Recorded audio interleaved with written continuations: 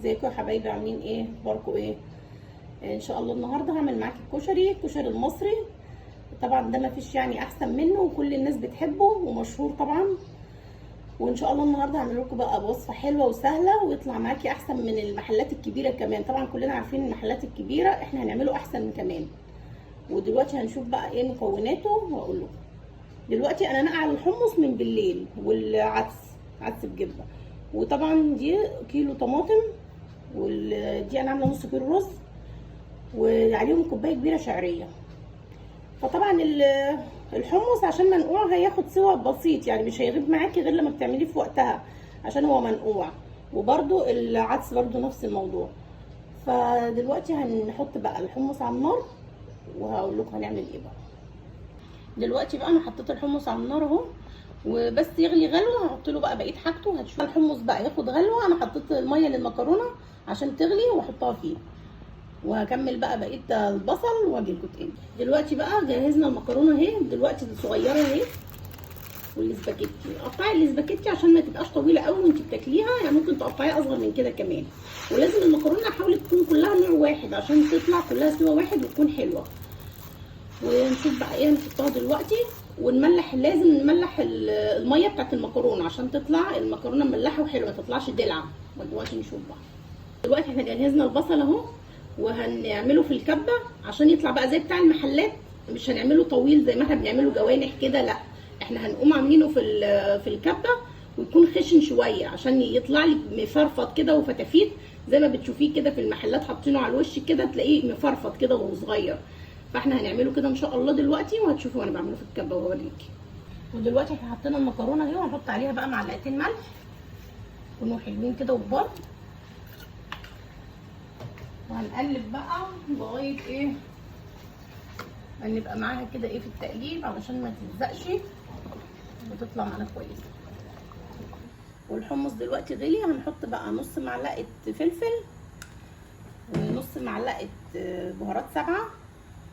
بهارات سبعه بتدي طعم حلو اصلا لاي اكل بيتحط فيها، يعني هي بتدي طعم وريحه حلوه لاي اكل بيتحط فيها. ونحط برده معلقتين كبار كده ملح. ونحط بصلايه حلوه كده نحطها. ونحط بس ايه معلقه طماطم بس تدي ايه لون حلو للشوربه بتاعته. وكده ياخد غلوه بقى نوطي عليه ونسيبه بقى مع نفسه كده لغايه ما نخلص، هتلاقيه استوى خلاص بسرعه. ودلوقتي بقى جهزنا الكبه والبصل متقطع اهو، هفرمه وهوريكي بقى بتفرم من ازاي والخشنه بتاعته بقى عامله ازاي. كده اهو حطينا البصل اهو ونفرمه بقى. شايفه البصل عامل ازاي؟ شوفي عامل ازاي. لازم يكون ايه في حتت كده بس مش ناعم، يعني يكون في خشن شويه. وهنكمل بقى الباقي الكميه اللي معانا وهنوريكي دلوقتي ما نعمله. ودلوقتي احنا خلصنا بقى كميه البصل. ممكن انت وانت بتعملي البصل تكتري شويه وتعينيها في الفريزر وقت ما تحتاجيها تبقى جاهزه معاكي، ويعني حاجه بسيطه تحطيها في الفريزر في كيس هتطلع معاكي ما تعوزيها زي اكنك لسه عاملاها دلوقتي بالظبط. بدل ما كل شويه تقعدي تعملي في بصل، ممكن تكبري الكميه شويه وانت بتعمليها في الكبه وتعيني الباقي في الفريزر عادي. فانا دلوقتي عملت الكميه بتاعتي والباقي باش برضه شلته، وهنحطه دلوقتي بقى في الزيت ونشوف. ودلوقتي هنحط الزيت بقى، يعني لازم تكتري الزيت، لازم الزيت يكون غزير عشان البصل يبقى كويس فيه كده ويتحمر بسرعه. انما لو الزيت قليل هتلاقيه طري معاكي وبقى مش كويس. والزيت ده طبعا احنا بعد ما نخلص البصل فيه هناخد منه عشان نعمل برده الرز ونكمل في الصلصه. بيدي طبعا طعم وريحه لانه واخد من البصل وطعم البصل، فهيبقى هيدي كده طعم تحفه لبقيه الوصفه. المكرونه استوت اهي، يعني ما تهرهاش في السوا، تكون كلها كده ايه سوا ايه متوسط، عشان هي كده كده بتكمل سواها لما بتصفيها. وطبعا لما بنصفيها مش هنغسلها بالميه عشان تفضل محتفظه بطعمها الحلو وما تنزلش بقى كل ايه طعمها ولا فوائدها ولا حاجه في الميه، هتلاقي طعمها اتغير لو حطيتي عليها ميه. انما احنا دلوقتي هوريكي تتعمل ازاي من غير ميه وهتطلع معاكي مفلفله وحلوه. ودلوقتي هنحط بقى البصل في الزيت اهو، وايدينا على طول تبقى فيه علشان ايه ما يتحرقش.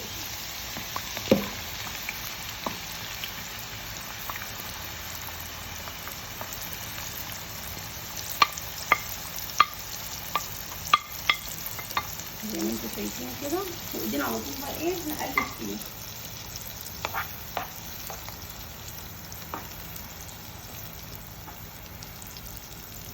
يعني النار تبقى عاليه وتقلبي. ودلوقتي طبعا هنحط بقى ايه التركايه بقى الجميله دي، هنحط معلقه ملح مع البصل عشان ما يطرش مننا ونخليه طالع كده مقرمش وحلو. ودلوقتي احنا خلاص خلصنا التقليه بتاعته اهي، وطلعت جميله اهي ومفرفطه، شايفين عامله ازاي؟ وهتفرفط اكتر من كده كمان عشان ما تحطيها في هوا، عشان هي لسه سخنه. لما تحطيها في مكان فيه هوا كده هتلاقيها يعني نشفت اكتر من كده، عشان هي لسه سخنه ولسه ايه ما نشفتش. وهنعمل دلوقتي بقى بالزيت اللي هو كان فيه البصل، هناخده ونعمل منه الرز وهنعمل منه الصلصه بتاعته. دلوقتي نشوف بقى. ودلوقتي الحمص بقى خلاص قرب يستوي اهو، وشايفين اللون بتاع الشوربه بتاعته عامله ازاي جميله، وعشان حطيتي فيها طبعا شويه طماطم بيديله طعمه جميل بقى. ودلوقتي قرب يستوي.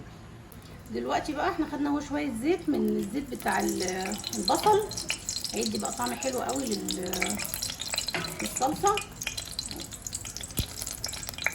والباقي بقى هنكمل منه الرز. دلوقتي احنا حطينا بقى الزيت زي ما انتم شايفين، الكلام كله بقى دلوقتي هيبقى على ايه الصلصه، هي دي اللي بتخلي الطعم حكايه. هنشوف بقى دلوقتي هنعمل ايه.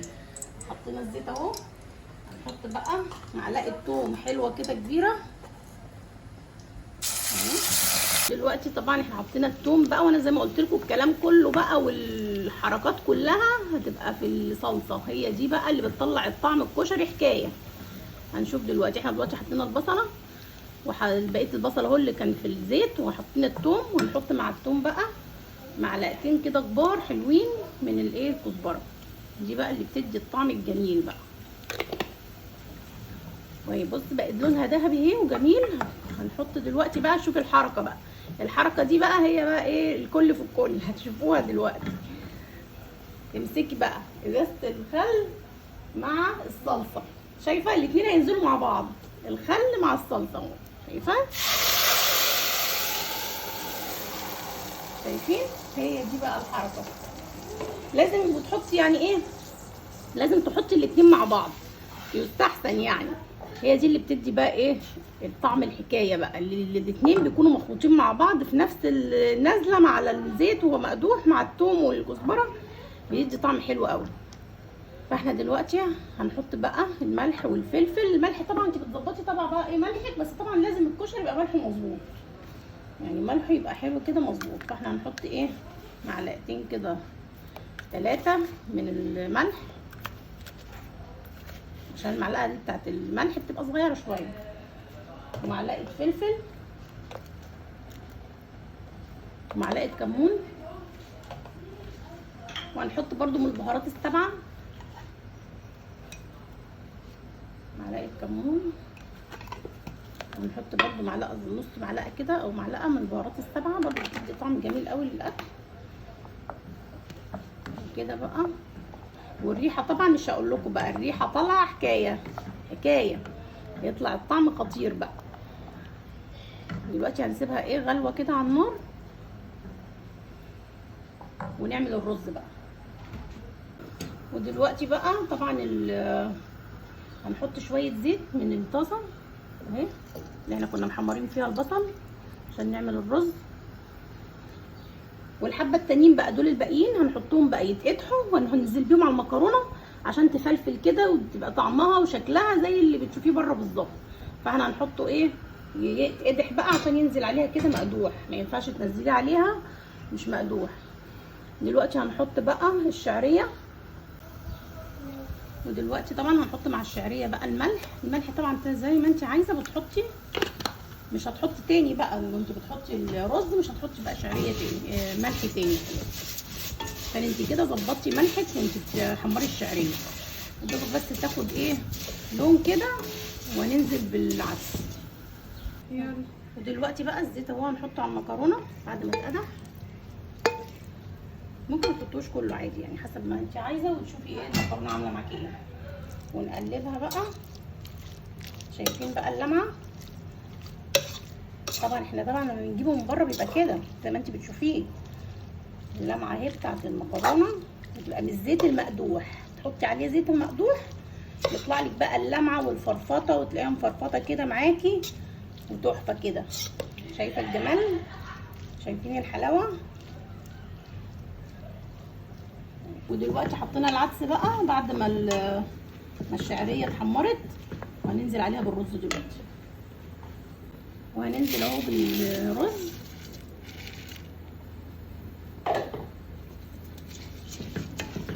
ونكون مجهزين بقى ميه سخنه في الكتل، هنقوم ايه حاطينه عليه. وكده بقى يبقى الكشري معانا اهو كله بقى على النار وكله بيستوي. الصلصه بتستوي والعدس اهو مع الرز خلاص هنحط عليه ميته بقى ويستوي. والحمص خلاص برده قرب يستوي، هنطفي عليه. يبقى فاضل لنا بقى ايه هي الصلصه والرز وخلاص. والمكرونه طبعا استوت وحطينا عليها بقى الزيت زي ما انا قلت لكم. وايه كل حاجه جاهزه اهي ايه على السوا. ودلوقتي اهو هنحط الميه.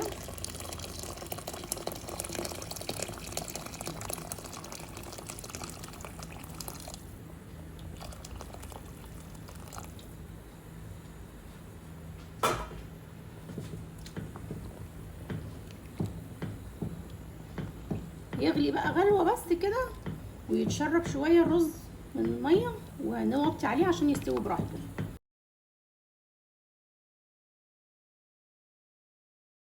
دلوقتي بقى احنا خلصنا خلاص الكشري وغرفناه اهو، وشوفوا بقى الشكل جميل ازاي، والطعم كمان تحفه وحكايه. وان شاء الله يعجبكم. لو عجبكم الفيديو لايك وشير والاشتراك في القناه وفعلوا الجرس عشان يوصل لكم كل جديد. واشوفكم ان شاء الله في وصفه جديده. السلام عليكم ورحمه الله وبركاته.